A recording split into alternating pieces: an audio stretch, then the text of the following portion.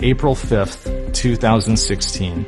This is an idyllic Southern California spring day. As I'm walking out to take the kitchen garbage out, I turn around the corner and pass a big white windowless van. All of a sudden the door swings open and this tall, uniformed guy steps out and he has a piece of paper in his hands and he says, "Are you David Leiden?" And he says, "I'm with the California Department of Justice. We have a search warrant for your home." And he hands me the warrant. And I think to myself, oh gosh, what's going to happen next? So about 5 or 6 California DOJ agents started stomping through my apartment, the other 5 of them standing on the lawn outside. Some of them were armed with AR-15s, some of them had canine dogs with them. They had come for me.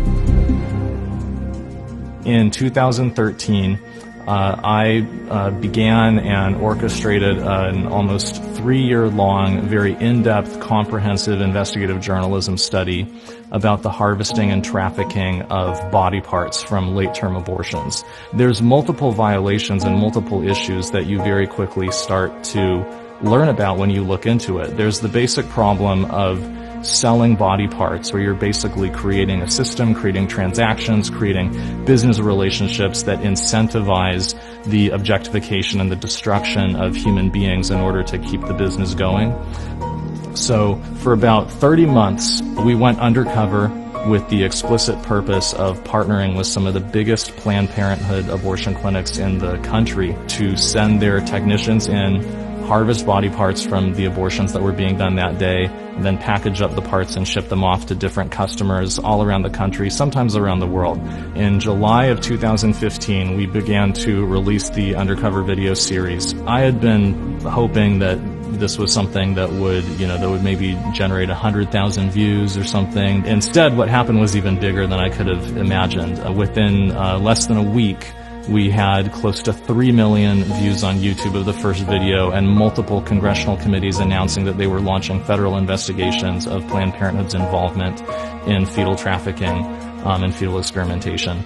The truth got out there, and the words of Planned Parenthood's own leadership describing their organization's participation in these activities went viral and was being publicized for the whole world to see.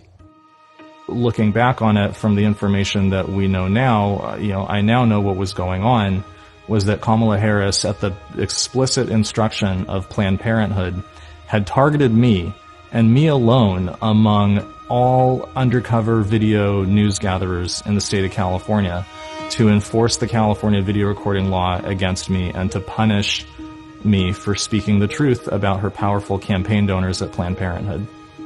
What we've come to learn in the years since, just 2 weeks before serving the search warrant on my home, Kamala Harris had a secret meeting in Los Angeles with several top-level executives of Planned Parenthood in California.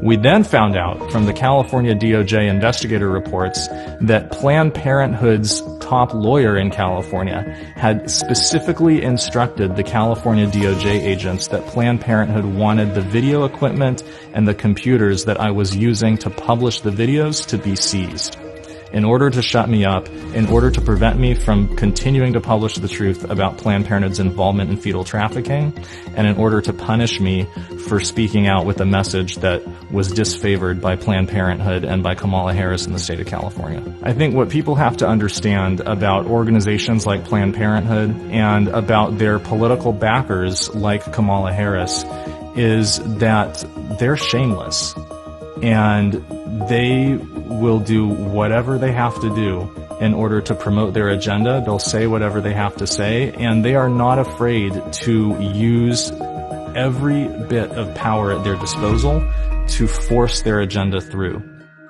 Kamala Harris is the single greatest threat to First Amendment civil liberties that our country has ever seen. If Kamala Harris is elected to be a heartbeat away from the highest office in the United States of America, you will have someone in the White House who has a radical contempt and disrespect for First Amendment civil liberties, someone who believes that she's entitled to use the powers of her office in order to punish the viewpoints of citizens who disagree with her.